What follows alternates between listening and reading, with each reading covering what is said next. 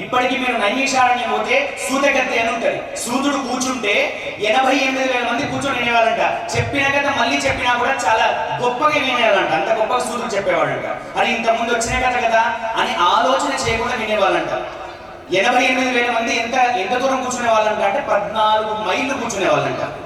1 మైలు అంటే 1.6 కిలోమీటర్లు. అంత దూరంలో కూర్చున్నా కూడా అప్పుడు ఈ మైకులు ఏం లేవు.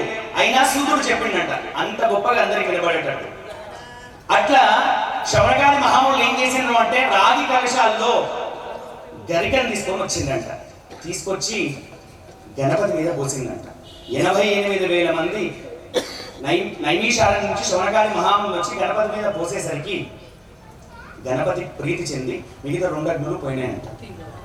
అప్పటి నుండి గణపతి చెప్పిండంట, నా కోసం ఎవరైతే వచ్చిందో వాళ్ళందరి చేత నేను పూజింపబడతా. ఈ రోజు నా అగ్ని చల్లారడానికి ప్రధానమైన కారణం 88,000 మంది గరిక తీసుకొని వచ్చింది. కాబట్టి నాకు ఎవరైతే గరిక పెడతారో వారికి నేను మీరు ఏది కోరుకుంటే అది ఇస్తాను. ఇంకోటి గరిక కూడా గొప్పతనం ఏంటి అంటే గరికను మీరు చూడండి, అది కట్ చేస్తే మళ్ళీ పెరుగుతుంది, సంతాన వృద్ధి జరుగుతుంది. అందుకే గణపతిని పూజిస్తే సంతాన వృద్ధి జరుగుతుంది అని చెప్తారు. కాబట్టి గణపతికి గరిక అంటే ఎందుకు ఇష్టము అంటే అనరాసురమైన అగ్నిని చంపడానికి 88,000 ఋషులు అగ్నిని ఆ రాగి చెంబులో దూర్వాన్ని తీసుకొచ్చి వేసిండ్రు. కాబట్టి గణపతికి ధూర్వం అంటే ప్రీతి, ధూర్వం అంటే గరిక. సరే, ఇక నీ గానమే ఇంటింట భజన మన ఇంట భజన కొద్దాం. ప్రతి బుధవారము ఇది ఏ రకంగా ఉంటది అంటే కలియుగంలో ఏది గొప్ప సాధనము అంటే నామ సంకీర్తనమే గొప్ప సాధనం. ఎందుకు నామ సంకీర్తన గొప్ప సాధనం? ఎందుకు గొప్ప సాధనము అంటే ఇప్పుడు నేను బయటికి మాట్లాడుతున్నా, మీరందరూ బయటికి వింటున్నారు, లోపల మనసు ఆలోచన చేస్తుంది, అయ్యో నేను సమయం ఎక్కువ తీసుకుంటున్నానా అని నా మనసు చెప్తుంది. బయటికి ఏమంటుంది, మంచి మాట చెప్తున్నా కదా చెప్తాంలే అనిపిస్తుంది. 2 లోపల చెప్తూనే ఉంది నాకు, కానీ బయటికి మాట్లాడుతున్నా నేను. మీరందరూ కూడా ఒక్కొక్క ఆలోచన ఒక్కొక్కరి మనసులో, కానీ బయటికి అందరూ వింటున్నారు. మనసులో ఎటువంటి ఆలోచన చేసినా బయటికి వింటున్నారు, బయటికి మాట్లాడుతున్నారు. కలియుగంలో మనిషి యొక్క మనసు 24 సెకండ్ల కంటే ఎక్కువ నిలబడదు, కదులుతున్న మనసుతో భగవంతుడిని పట్టుకోలేము యుగంలో. మరి ఏం చేయాలి? భగవంతుడు చెప్పిండు, నామ సంకీర్తన చెయ్యి. నువ్వు ఎటువంటి మనసుతో చేసినా నేను తీసుకుంటాను. నువ్వు ఎటువంటి మనసుతో నామ సంకీర్తన చేసినా నేను దాన్ని తీసుకుంటా. తపస్సు చేసిన ఫలితాన్ని కలియుగంలో నీకు ఇస్తా అని చెప్పి. నామ సంకీర్తన చేస్తే తపస్సు చేసిన ఫలితం కలుగుతుంది. మనం కళ్ళు మూసుకొని కూర్చుంటే అనేక రకాల ఆలోచనలు వస్తాయి. నువ్వు నామ సంకీర్తన చేసేటప్పుడు అనేక రకాల ఆలోచన చేస్తూ నామ సంకీర్తన చేసినా నీకు నేను అటువంటి ఫలితాన్ని ఇస్తా అని చెప్పింది. అయితే నేను పోలిక అని పోల్చను కానీ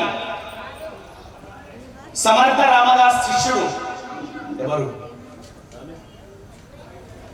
ఛత్రపతి శివాజీ ఒకనాడు తన చిన్న వయసులో గురువు గారు దగ్గరికి సమర్థ రామదాస్ దగ్గరికి పోతే సమర్థ రామదాస్ గారు ఏం చేసినాడు, 4 పదార్థాలు ఇచ్చాడు.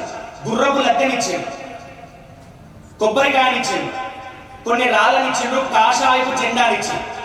ఈ 4 పదార్థాలను ఇచ్చి, నాయన ఇవి తీసుకొని పో ఇంటికి అన్నాడు. ఇంటికి తీసుకొచ్చిండు. ఆ 4 చూసిండు. ఈ 4 చూసి అమ్మా జిజియాబాయిని అడిగిండు, 4 గురువు గారు ఇచ్చిండమ్మా, ఇవి ఎందుకు ఇచ్చినో నాకు తెలుస్తలేదు అని అన్నాడు. అసలు మనకు మొట్టమొదటి తల్లి ఎవరు అంటే, మొట్టమొదటి గురువు ఎవరు అంటే తల్లి. అమ్మ చెప్తుంది మనల్ని, మనం ఏ రకంగా నడవాలి, ఎవరితో ఏ రకంగా మాట్లాడాలి, పెద్దలు వచ్చినప్పుడు ఏ రకంగా నువ్వు మర్యాదతో ప్రవర్తించాలి అని తల్లి చెప్తుంది. జిజియాబాయి చెప్పింది శివాజీ మహారాజుకి, నాయన కొబ్బరి ఎందుకు ఇచ్చిండు అంటే కొబ్బరి బయటికి గట్టిగా ఉంటది, లోపల మెత్తగా ఉంటది. రాజు యొక్క దృష్టి ఏ రకంగా ఉండాలంటే బయటికి కఠినంగా కనబడాలి, లోపల మనసు మెత్తగా ఉండాలి. ఇది రాజు యొక్క ఉద్దేశం. కాబట్టి నీకు కొబ్బరి ఇవ్వడానికి కారణం ఏంటి అంటే ఈ రకంగా ప్రవర్తించు. గుర్రపు లద్దె ఎందుకు ఇచ్చిండు అంటే నువ్వు గుర్రాలని పోషించు, గుర్రాలతో యుద్ధం చెయ్యి.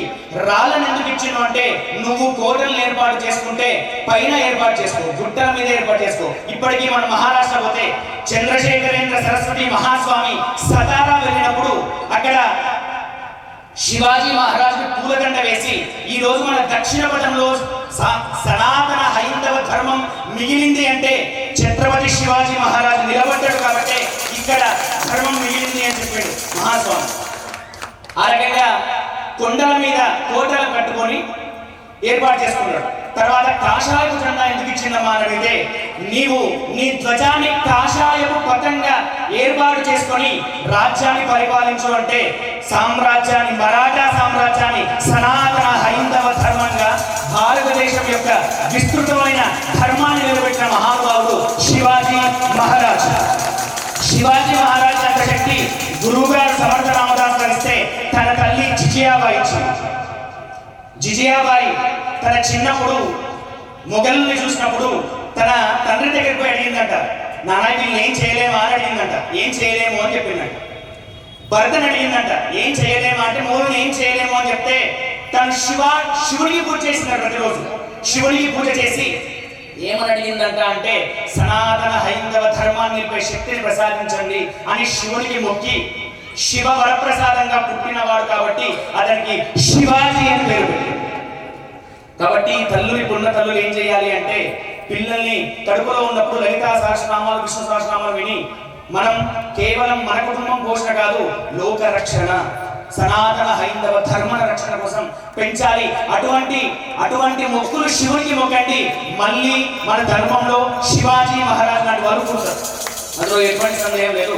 అయితే నేను ఈ కథ ఎందుకు చెప్పిన శివాజీ మహారాజ్ని అంటే, నాకు రాజు దేశపాండే స్వామిని చూస్తే, అంటే ఇంతకుముందు ఒక బాగా వచ్చింది నా ప్రయాణం 40 సంవత్సరాల ప్రయాణము, ఎంత కఠోర దీక్ష ఉంటే మనము ఒక పని చేయాలంటే ఎన్ని విమర్శలు అంటే ఏది చేయడానికైనా ఏదో విమర్శ వస్తుంది.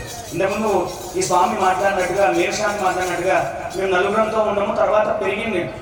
మంచి చేస్తే ఏ రోజైనా, ఈ రోజు తాత్కాలికంగా విమర్శ ఉన్నా ఇది సత్యము అని తెలిసినాడు తప్పకుండా ఈశ్వరుడే పంచభూతాల సాక్షిగా ప్రకృతి సహకరించి మనం ముందరికి పోతాం. దాని సాక్షిమే రాజు దేశపాండే గురుస్వామి. 40 సంవత్సరాల కిందట నుండి కష్టపడుతూ కేవలం అయ్యప్ప మాల వేసుకున్నప్పుడు మాత్రమే అయ్యప్ప నామస్మరణ కాదు, అయ్యప్ప నామస్మరణ అహరహము అంటే 24 గంటలు అహరహము జరగాలని, అయ్యప్ప స్వామి మాల వేసుకున్నప్పుడు అయ్యప్ప గుర్తు రావడం కాదు, అసలు నా జీవితంలో నా ఉచ్ఛ్వాస నిశ్వాస అయ్యప్ప స్వామి కావాలని కలలు కన్నాడు. అది రేపటి రోజున ఇంకా విస్తృతమైతుంది అని చెప్పడంలో నాకు సమర్థ రామదాస్ గారు దేశపాండే స్వామి రూపంలో కనబడుతున్నారు. ఎందుకంటే సనాతన హైందవ ధర్మంలో లోక కళ్యాణ కొరకు ఎందరో మహానుభావులు పుట్టినరు. అయ్యప్ప స్వామి పుట్టించుకున్నాడు. అందులో అయ్యప్ప స్వామి తన సమిధగా పుట్టించిన మహానుభావుడు రాజ్ దేశపాండే గురుస్వామి. ఈ రోజు మనందరం ఇక్కడ సమావేశమైనాము అంటే జాతీయ అధ్యక్షుడిగా నిలబడి మనకందరికీ మార్గనిర్దేశం చేస్తూ, ఈరోజు మళ్ళీ నాకు మొన్న కుంకుమాసినప్పుడు చెప్పిండు, మళ్ళీ ఇప్పుడు చెప్పిండు, మా సీమా నరేంద్ర స్వామికి, మా రమేష్ స్వామికి విజ్ఞప్తి చేస్తున్నా, ఉగాది లోపల ఈ కార్యక్రమాన్ని చేస్తారు. స్వామికి ఉగాదికి అటు ఇటులో ఖచ్చితంగా ఈ కార్యక్రమాన్ని ముందరికి తీసుకుపోదాం. ఈశ్వర అనుగ్రహం మా స్వామి గురుస్వామి ఎన్నిసార్లు చెప్తున్నాడు అంటే తప్పకుండా మేము దాని ముందరికి తీసుకుపోతాం. మాకున్న స్థితిగతులు ఈ రకంగా ఉన్నాయి కాబట్టి ఏది ఏమైనా కూడా ఈ రకంగా తీసుకుపోతాం. అయితే ప్రతి బుధవారం నాడు ఎంత శ్రమ ఉంటుంది అంటే, బుధవారం ఉదయం మెసేజ్ చేయాలి, ఎవరు ఎక్కడ పూజ జరుగుతుంది అని వాళ్ళ లొకేషన్ పెట్టాలి, వాళ్ళు ఎవరు చేస్తున్నారు అని కనుక్కోవాలి. ఇదంతా కూడా చాలా శ్రమతో కూడుకున్న, మనం అనుకుంటామే ఏముండే అనుకుంటాం, కానీ దిగేవానికి బాగా తెలుస్తుంది ఎంత ఒత్తిడి ఉంటుంది అంటే. ప్రతి బుధవారం భజన జరగాలి, ఎక్కడ జరగాలి, ఎలా జరగాలి అని ఆలోచన చేస్తూ ప్రతి బుధవారం కూడా ఇప్పటికీ 150 బుధవారాలు జరిగినాయి. 150 మందికి ఒక ధ్వజం, ఒక తులసి ముక్క, ఒక భగవద్గీత పుస్తకం 150 ఇళ్ళు చేరినాయి. నేను ఆ రోజు శివాజీ మహారాజ్ సమర్థ రామదాస్ గారు ఇచ్చినవి ఈ రోజు మనం ధర్మం నిలబడడానికి ఉపయోగపడినట్టుగా, రేపటి రోజున ఈ తులసి ముక్క గాని, భగవద్గీత పుస్తకం గాని, ధ్వజం గాని ఇవన్నీ కూడా పాలమూరులోనే కాదు, ఉమ్మడి రాష్ట్రాల్లోనే కాదు, భారతదేశం అంతా కూడా వ్యాప్తి చెంది అయ్యప్ప ఉన్నాడు, అయ్యప్ప కేవలం ధర్మ రక్షణ కొరకే నిలబడ్డాడు అని చెప్పడానికి ప్రతి బుధవారం కూడా రమేష్ స్వామి, అందరూ ఆరేళ్ళ రమేష్ అంటారు, నాకు ఎందుకు అది తిరగడం ఇష్టం ఉండదు, రమేష్ గురుస్వామి ధ్వజాన్ని ఇస్తాడు. అందరికీ తన సొంత డబ్బులతో ధ్వజాన్ని ఇస్తున్నాడు, కట్టెని ఇస్తున్నాడు, ధ్వజం రిలీజింగ్ ఇస్తున్నాడు, కట్టెని రమేష్ స్వామి గురుస్వామి ఇస్తున్నాడు. భగవద్గీతని బోయపల్లి రాములు గారు ఇస్తున్నారు. తులసి మొక్కని శ్రీను స్వామి.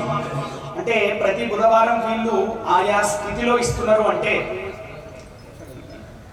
ఎంతో శ్రమకు ఓర్చుకొని, ఎందుకంటే ఎక్కడ మొత్తం వచ్చి ఎక్కడ చావుతారు, డబ్బు దగ్గర వచ్చి అవుతారు. ఇంత కార్యక్రమం చేయాలంటే ఏమీ ఫ్రీగా రావు కదా, అన్నిటికీ డబ్బుతో ముడిపడుతుంది. అయినా కూడా ఎటువంటి ఆపేక్ష లేకుండా అయ్యప్ప ఉన్నాడు అని నమ్మి పూజ చేస్తూ పోతున్నారు. కాబట్టి నేను మళ్ళీ చెప్తున్నా, మనం ధర్మబద్ధంగా నిలబడితే ప్రకృతి మనకు సహకరించి తీరుతుంది. ఎందుకు ఈ మాట చెప్తున్నా అంటే, ప్రతి బుధవారం పోయినప్పుడల్లా రమేష్ గురుస్వామి కానీ శ్రీమానంద గురుస్వామి కానీ అమ్మ పాపడ స్థానంలో బొట్టు పెట్టుకోండి, నుదురుకు బొట్టు పెట్టుకోండి, గాజులు వేసుకోండి, చీర కట్టుకోండి, సాంప్రదాయబద్ధంగా పూజ కూర్చోండి అని చెప్తూ ఉన్నారు.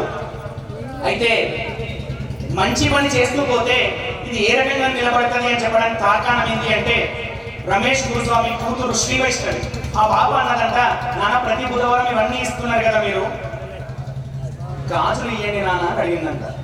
రమేష్ గురుస్వామి అన్నట్టు, అమ్మ ఇప్పటికే ఆర్థికంగా ప్రతి బుధవారం ఇవ్వాలంటే అనేక రకాల సమస్యలు ఉన్నాయి, వద్దు అంటే ఆ బాబ అన్నదంట, ప్రతి బుధవారం నేను గాజులు ఇస్తానా, సుమంగళిత్వంగా చిహ్నంగా గాజులు ఇవ్వండి అని చెప్పిందంట బాబా. ఇలాగా బాబా అంటే నేను అనుకోవడం ఏంటి అంటే, ప్రతి ఆలోచన బుద్ధి కర్మానుసారైన మన బుద్ధి ఏ రకంగా నడుస్తుంది అంటే కర్మాను బట్టి నడుస్తుంది. అయ్యప్ప స్వామిని నమ్ముకుంటే బుద్ధి మనల్ని ప్రేరేపిస్తుంది, మంచి వైపుకు మనల్ని నడిపించేస్తుంది. కాబట్టి అటువంటి స్థితికి తీసుకొచ్చింది. కాబట్టి ఆ శ్రీ వైష్ణవి చిన్నారికి అయ్యప్ప స్వామి అనుగ్రహం నిజంగా ఎప్పటికీ ఉండాలని ఈ రోజు 12 డజన్ల గాజులు తెచ్చి ఈ రోజున్న ముత్తైదులు కొంతమందికి ఇచ్చి, ప్రతి బుధవారం కూడా వీటితో పాటు భగవద్గీతతో పాటు, ధ్వజంతో పాటు, కట్టెతో పాటు, తులసి మొక్కతో పాటు ప్రతి 4 గాజుల 6 గాజుల కన్న స్థితిగతిని బట్టి 35 గాజులు కూడా ఇస్తున్నారు. కాబట్టి సనాతన హైందవ ధర్మం నిలబడుతుంది అని చెప్పడానికి ఇంతకంటే తార్కాణం ఏది అవసరం లేదు. కాబట్టి ఇంత గొప్ప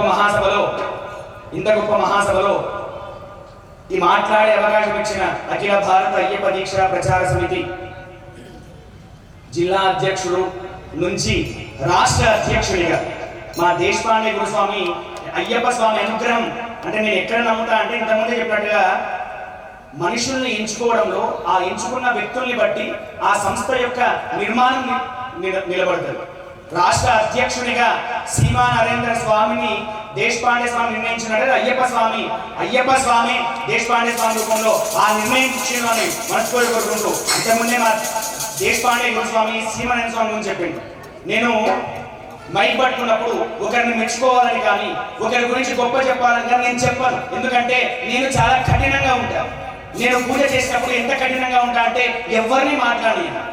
ఎందుకుంటా అంటే భగవంతుడే మనకు సుప్రీం, ఆయన ఉన్నారు, మనం ఎంత, మన జీవితాలు ఎంత, మన బ్రతుకులు ఎంత.